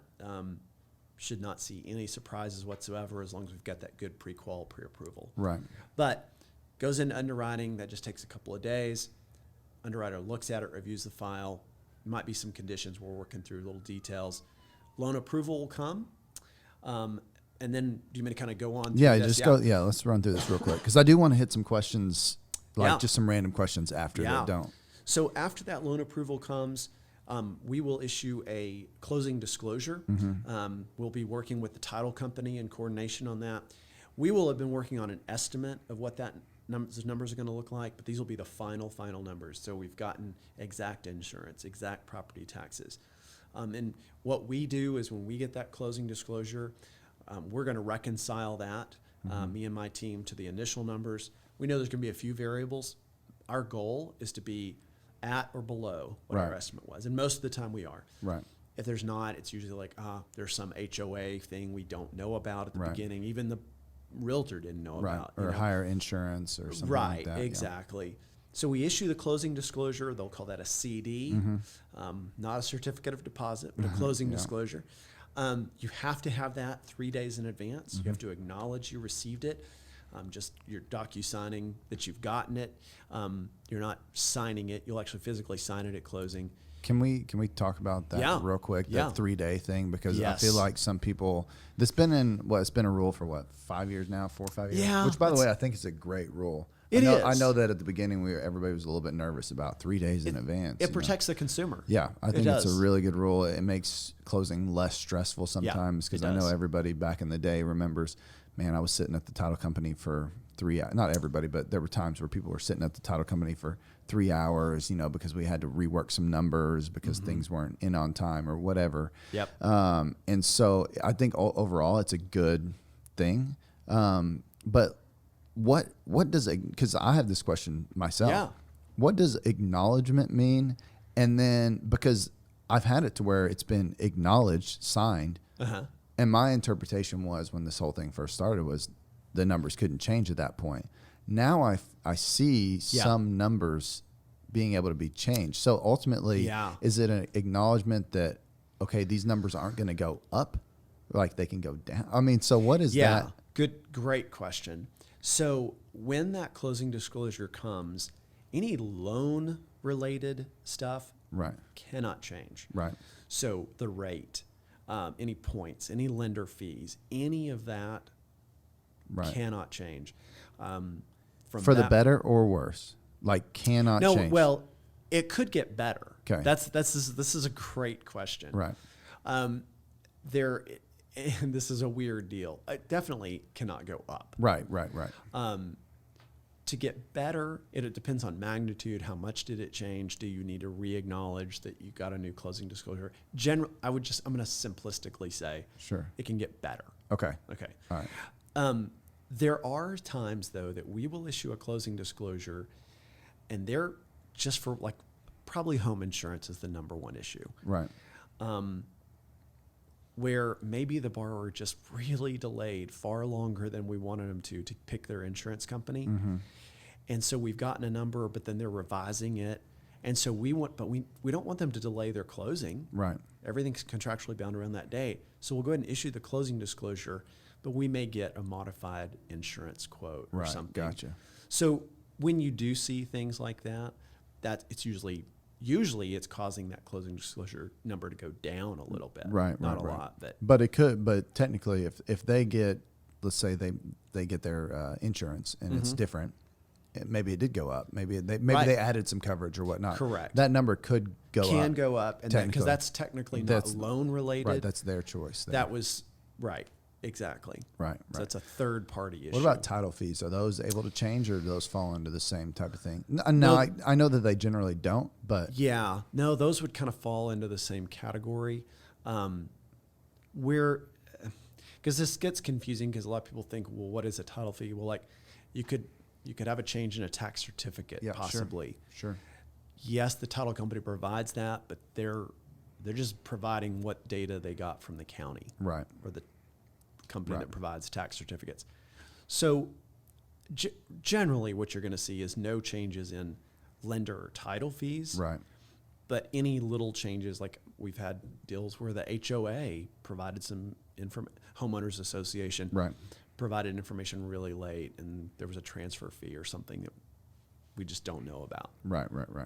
So they have to pass that on. Well, because I get those questions all the time, and I was dealing with one the other day, and this is way more in depth than for this type of discussion, but the closing disclosure didn't match the settlement statement from the title company, and so we were trying to figure. And the settlement statement had broken out all the fees, and the closing disclosure had them a little bit more clumped, and we literally the numbers were wrong first of all, which is a big issue or whatnot, but it wasn't a big issue. We got it fixed, but it just didn't. Whenever there's a bunch of numbers over here broken out, and then they've got numbers over here, but these numbers or one of these numbers is wrong, it's hard to match it up, right? Yeah. So the reason why I asked is because we acknowledged the closing disclosure. Yeah. And it did go down significantly. Yeah. And it was correct at that point. But we were into that 3 days is the point of this whole thing. Right. We were into that 3 days, and then they still used the fact that they acknowledged the closing disclosure. And so when this whole thing first started, it was very much, it felt like that thing is set in stone. Yeah. Like that's what it is. It's not changing. And I think that you're really right. When that law first went in, and I think you're right, it was probably 5 or 6 years ago, right, whatever it was, there was definitely paranoia about it because the ramifications to a lender were very strict. We had just come off the mortgage crisis, and so the federal government was really on that tightly. But really, it's more just you can't go change. The genesis of this is apparently, not that I did this, but apparently there were lenders that would tell a client, oh yeah, this is your rate. And they would get to the closing table and it was something totally different. That's crazy. And of course they're like, well, I want the house. And that's that's bad. Yeah, that is bad. Those are bad players. And some of those dudes are in jail. Yeah, right. That's where they should be. Yeah, for sure. So the closing disclosure and this rule of having it to the client 3 days in advance of closing, again, it's numbers we've gyrated with the title company. And we're just saying, hey, these are, the lender fees. And there's really not very often any changes, but sometimes there are. Sure. And usually it's for the better. Yeah, sure. So you've got the closing disclosure, and then you close, you go to the title company, you sign all the documents, and keys are exchanged, and everything's good to go. And so at that point, that kind of wraps up the process there. I know that there was a lot in that. Even for a 101 type thing, there was a lot in there. And we discussed several different things and went off on little tangents, but all for the benefit of, hey, this might happen within this certain situation or within this step. But just know that really when you boil everything down, the process itself is relatively simple, and you don't need to overcomplicate the thing. But there are things that are in place for a reason to make it simpler or to have some checks and balances there, not only for you, but for lenders, for realtors. All of those things are in place for a reason. And so ultimately, if you are prepared, you've got your docs in order, you've talked to the lender, you've talked to a realtor, you've put good people in place, then the process ultimately should go off without many hiccups. Yeah. Now, keep in mind, there are going to be some different situations for different people that have different types of jobs or are self-employed, like you said. So not everything is black and white. But if you're prepared and you've talked to Harold, myself, other lenders, other realtors that know what are going on, that can prepare you for this, yes, you might just want to go look at a house, right? Yeah. But like if you've talked to people and have the right people in place, it should be relatively smooth. But the expectation of smooth is not that you don't have to do anything. It's that, that you're prepared and you've taken care of what you need to take care of in order to close this loan. It's not, hey, let me go look at this house. Let's make an offer without talking to a lender first, without the realtor saying, hey, we need to talk to this lender first. Because when you get 2 weeks in and you're starting to get pre-qualified and, whatever, which would be crazy if that happened, but I could see where it would, then that's a problem, right? Yeah. And so that's where things start to happen and things start to break down, and that's why we go through the steps the way we do. But well, and this just dawned on me yesterday. I was driving on a highway here in the DFW area, and I noticed a billboard up to my right, and it literally, this is what the billboard's. It's a large national real estate firm, so realtors, and it said something about, and this was a certain community, one of the suburbs, and it said, look at homes in this suburb this afternoon. Right. And I thought, wow, that's fine. They can do that. But I thought, man, that's again going to be very deceptive to buyers. That sounds really appealing. Oh man, let's call them because I'd like to go look at that house this afternoon. Yeah. Well, let me tell you what may happen. And this is, again, a warning to buyer candidates. They may say, oh, yeah, absolutely. Let's go show that house. I'll meet you there. But I do need you to sign a couple of things beforehand just because, I'm showing you and all that. They might have them sign a buyer's representation agreement. Right. And I know John knows a lot about this. Mm-hmm. What a buyer's representation agreement says, usually 6 months. Mm-hmm. Well, it depends. It's negotiable, but it's usually, sure. It basically says 3 to 6 months. Yeah. Mm-hmm. If you buy a house, whether it's from that realtor or any other realtor, if you don't use them, you owe them a commission. Right. If you buy in that time frame. Mm-hmm. And it makes me wonder, with that kind of sense of urgency right. that billboard is giving, would not shock me at all if they're having those buyers. Because a lot of buyers, they just don't know. They go, yeah, I want to look at a house. Yeah. Oh, okay. Well, just sign it. It's interesting because technically there is the documentation. Not technically. You're supposed to sign information about brokerage services. Yeah. The first time it's a document by TREC.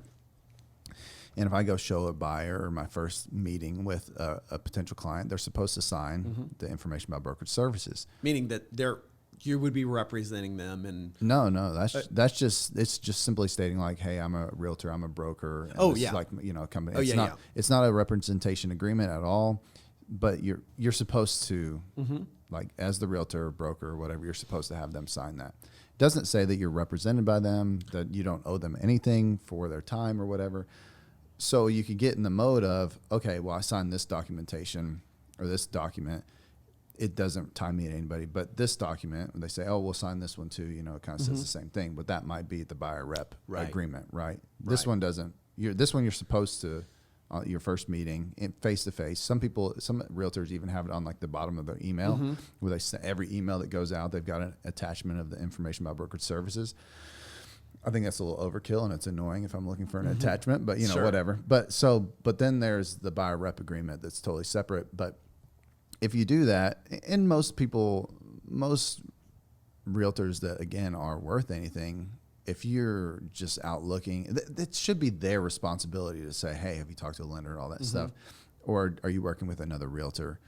But ultimately, yeah, there could be situations where they get caught up and they sign this because they want to go see a house thinking, okay, this is just for today. They're going to show me a house, but really it's for an extended period of time, And I think, as I understand it, if they were to go off, work with a different realtor later, and that realtor were to find that out, they actually have to pay that commission. Yeah. And so it's ugly. It is. Again, for better or for worse, 90% of the time I don't have my client sign a buyer rep agreement. Right. Because ultimately if they came to me and they said, hey, it's not working out between us, I'm going to let them out of it anyways. Because it's probably not working for you either. Yeah, right. Exactly. For Right. sure. And so it's one of those things where I don't generally have them sign that. It's more of a situation where, hey, let's build some trust here. I'm not, prenups are great. Like if you whatever, sign a prenup, I understand there's situations for that. But it's kind of the same thing in a way, like, hey, like, I think this is going to work out between us. I hope you feel the same way too. But if not, let's go ahead. Well, now, from a listing side, like every listing agreement, Sure. or every time I'm selling a house, it's Yeah, a you listing have to have a agreement. listing agreement. That's a totally different deal. Yeah. Versus the buyer rep agreement. Well, really, I think. my thought is there just as a heads up warning to potential buyers. Yes. Just to be careful that just because you call that realtor, just look at that house, be careful what you're doing. Yeah. And, I realize you may think you're just going to look at it's because they think of it like, oh, we're just going to this Toyota dealership and just going to kick the tires, look around, look inside that Infiniti. Yeah.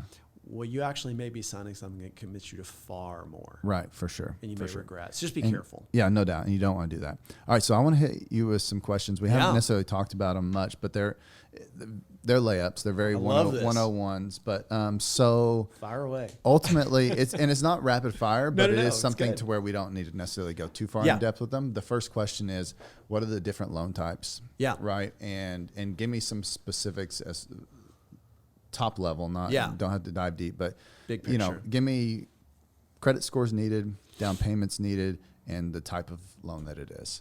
Right. So I think, whatever, there's 3 or 4 main types of loans, right? But yeah. you can go so through them. Let's start with probably what is the most common, which is called conventional loans. Right. These are loans that you'll hear the terms Fannie Mae or Freddie Mac. If you don't know what that means, that's fine. Yeah, it's okay. They're the governing body of lending land. Honestly, this is where best rates are going to be found. Right. This is where, for the majority of people, they may not have mortgage insurance. There's a lot of different options with mortgage insurance on a conventional loan. That's one of the questions that's coming next. Yeah, we'll talk about PMI or mortgage insurance. Usually there, you're probably looking at a bare minimum of 3% down, but I'd say a lot of people do 5%. Of course, you can do more. And by the way, on down payment, there are kind of, you'll hear lenders, me included, talk about like these lines in the sand. We'll say 3%, 5%, 10%, 15%, 20%. You can do weird numbers. You could do 17% down. Right. You can do unusual things. But the reason we talk about that, that's where we know that there's different positives that happen as that goes up. So that's the reason. You can do a weird number, but usually no benefit until you get to the next threshold. If you clear $79,000 from your previous house and you just want to put all of it down, and it happens to be 11%, that's fine. Okay, yeah, that's fine.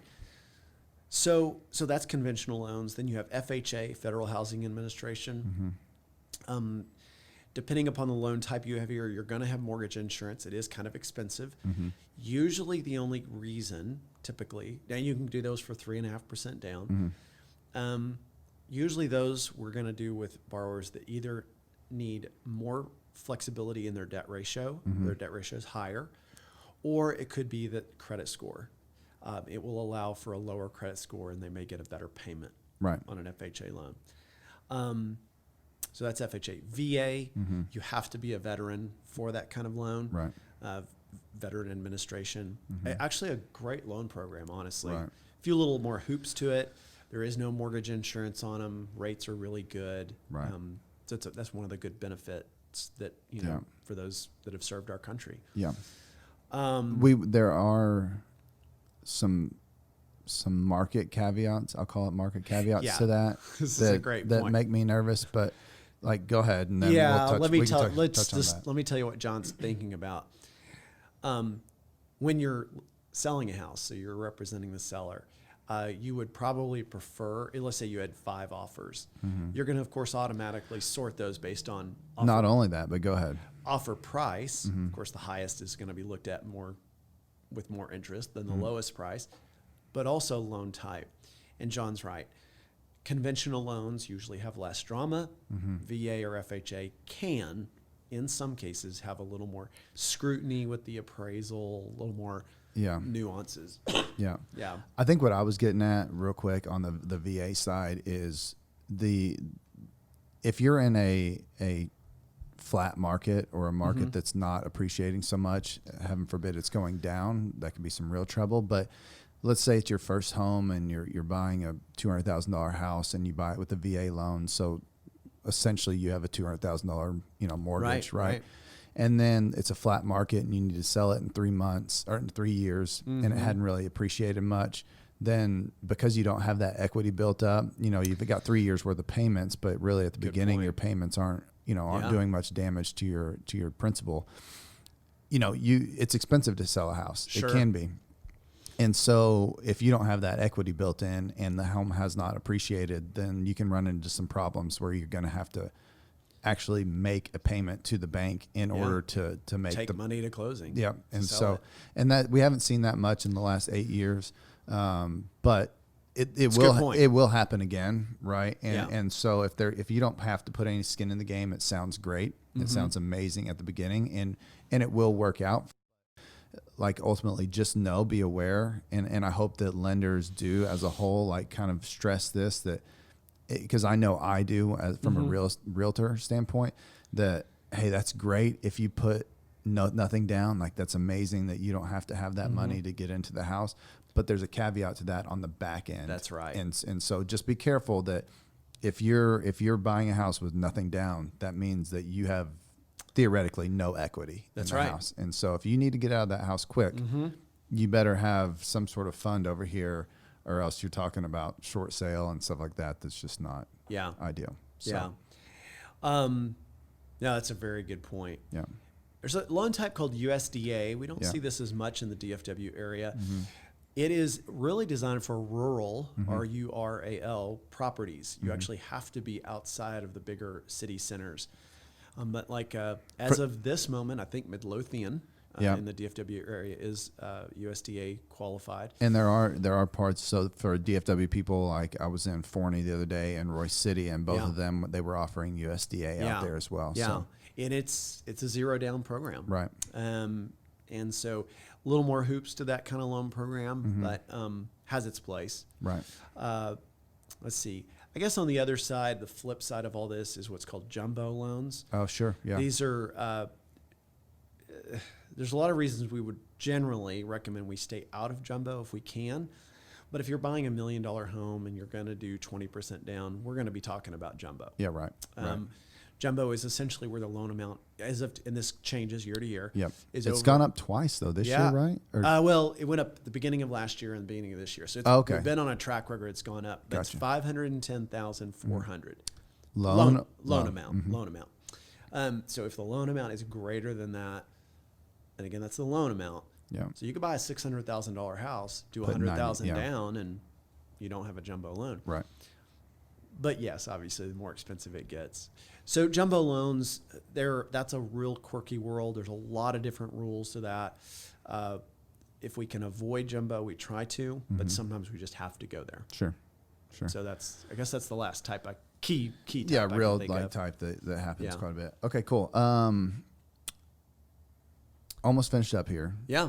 But talk about mortgage insurance or PMI, you know, what that is, who has to pay it, how long you have to pay it, or ways to not pay it. Yeah. Because I've got there's a few ways that you can put 5% down. A couple ways that I'm thinking of, but you probably know more. But you can one way immediately not. You're paying it, but you're just paying it at one lump sum, and I think you have to have 10% down actually for that. I don't know. You can do it with 5. You can do it with 5, or even 3 actually. Really?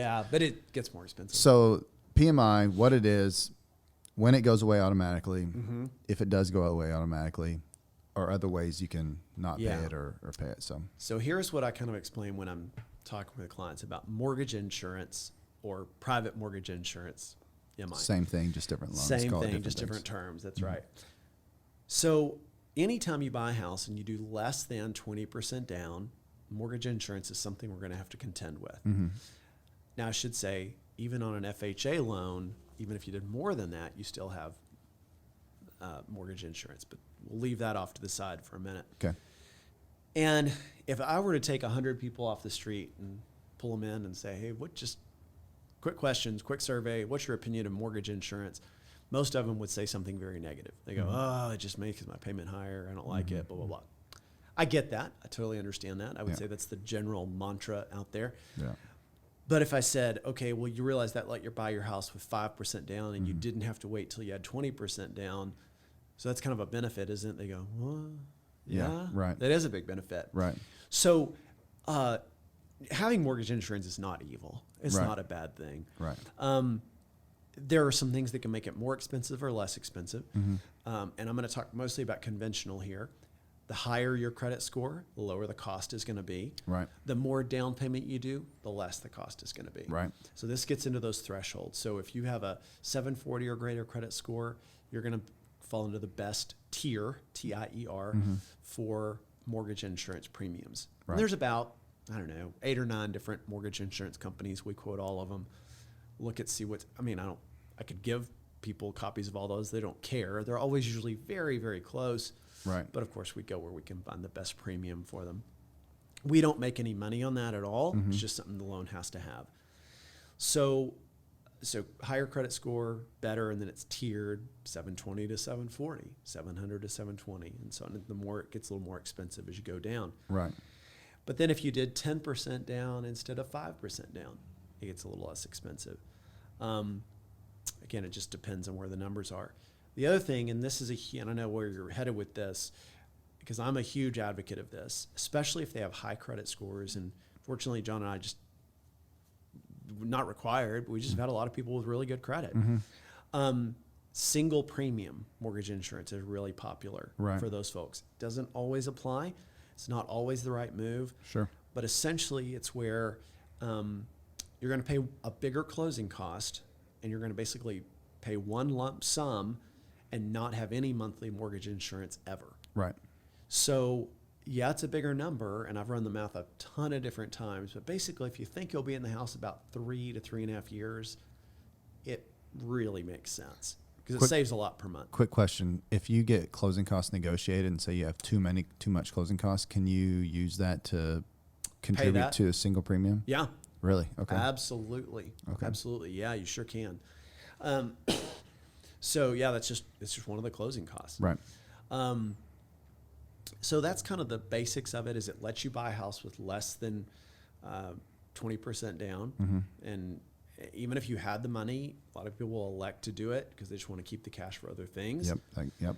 And another thing I know John and I have talked about this with clients is that a lot of people think, especially I'll tell them at pre-qualification, they go, well, I think we're going to do 15% down or 20% down. That's fine. Totally fine. I usually tell them, don't feel that there's a lot of pressure to decide that, because what I'm going to do, I'm going to actually pre-qualify them probably at 5% down. Right. I'm not saying that's what they're going to do, but the reason is, what if the house they find, they love, but they go, I'd like to redo the flooring, I'd like to do the countertops, and I'm going to go, let me tell you what I'd recommend you do. Let's drop down to 10% down or 5% down. Let you keep cash, and that way buy the house and you just pay cash for those improvements. Right.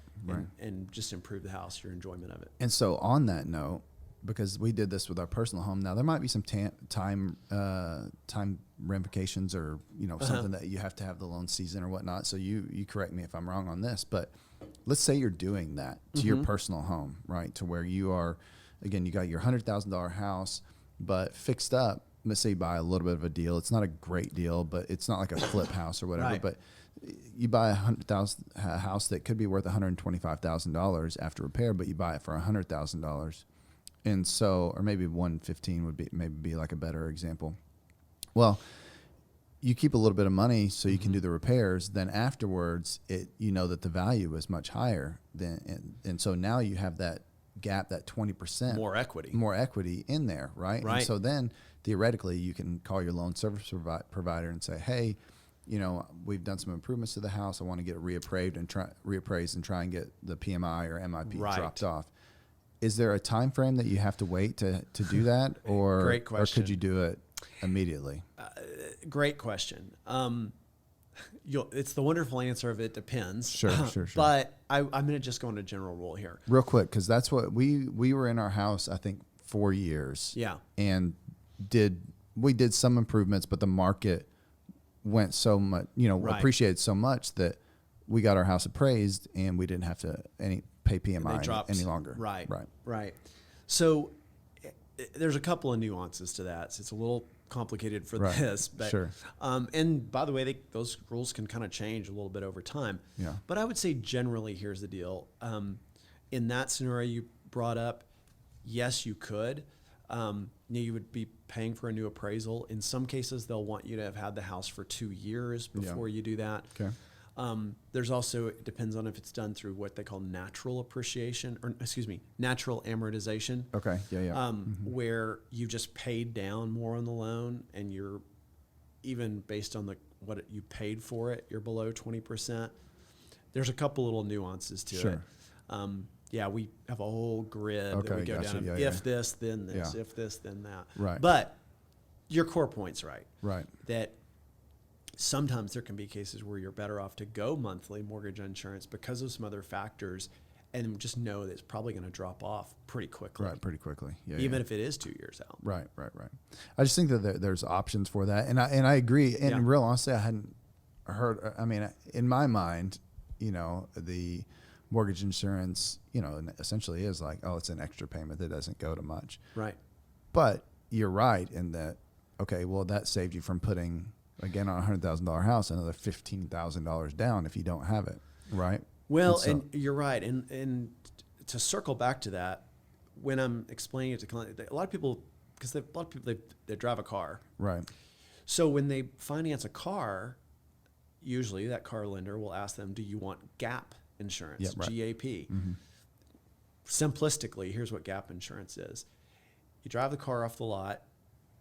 Heaven forbid, in 2 weeks, you're in an accident. So if you're not injured, but let's say the car is totaled. So you bought this $30,000 car, and now it's been in an accident. It's worth $5,000, but you owe $25,000. You're upside down. Yeah.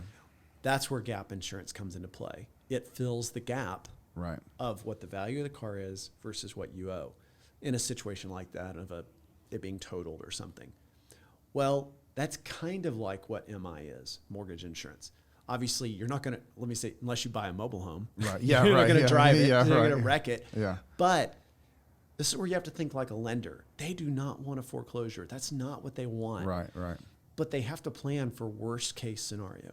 Worst case scenario is everybody in this house loses their job, some big catastrophe, and they had to foreclose on the house. Well, is there going to be enough equity for them to take care of the legal stuff, probably some deferred maintenance, pay realtor commissions, and get the house resold and get the loan paid back? Right. So that's where mortgage insurance Comes in. protects the lender, Right. because there's not 20% down. Right. This is a real interesting thing. We will actually find situations where the interest rate we can offer to a client, and this is not a big difference, is a little higher if they do 20% down, but it's a little lower if they'll do 15% down. For the mortgage insurance. That's right. Because pretend you're Fannie Mae or Freddie Mac. Yeah. You're like, the mortgage insurance is a warm, fuzzy blanket security. Right. So they actually like a loan that has mortgage insurance. Now, ironically, when you get to 25% down, they're like, okay, they're sticking in enough equity. I feel good already. Right. So 20% is kind of like the bare minimum. No, you don't have to have it. Right. But sometimes it's better off to do less. Right. Right. Which is very counterintuitive. It's very, because whenever I first got in the deal or this business, and you know, you're talking to parents and grandparents, like you said earlier. Oh, well, you got to have 20% down to buy a house. Very common. And so that was kind of like the thought process was, you know, and that's what they did back then, right? And so that's what they know, right? They bought one house and they haven't bought a house in 20 years or whatever. And so, yeah. Anyways, anything else, my man? Any key points where you're like, man, they should really take this away? I mean, if there's no, then cool. Just, no. You know, I know that we were 101 and this is some very, you know, surface level stuff, but I do think that we hit, you know, drilled down a tad bit, and I think it'll be beneficial to people. But no, John, we've covered obviously a lot of territory. We've tried to look at the full landscape as best we can from a simplistic view. Right. I think that, and first of all, I appreciate you just giving me the opportunity to talk with you and share some knowledge. And I think the main thing that I would want to share with any listener, and I know this is how you work your business, and we've worked together a long time, is, look, this is educational information. You could take all this, you could go work with another lender. Right. I'm big on educating clients. Yeah. And, you know, of course, I hope they value that and appreciate that and work with me. But I'm going to explain things whether they work with me or not. Right. For sure. And because it's just the right thing to do. Right. And it pays back every time. For sure. And I think that that's the most important thing, because and that's why I think that, you know, repeat and referral is so big. Yeah. And because whenever you have a client and they feel like they were taken care of, you know, that's a huge, huge deal versus, you know, you go to, and this is, some people have great, you know, experiences with Bank of America and Chase and all that stuff. They feel real comfortable with it, but ultimately it's less personal there. And so, you know, they're going to gloss over some things that probably should be known and you know, promise some things that they can't do and, you know, whatever. But no, I appreciate that about you, and I appreciate you hopping on, and we'll wrap it up there. And till next time, man, I appreciate everybody listening. You bet. Thanks, John.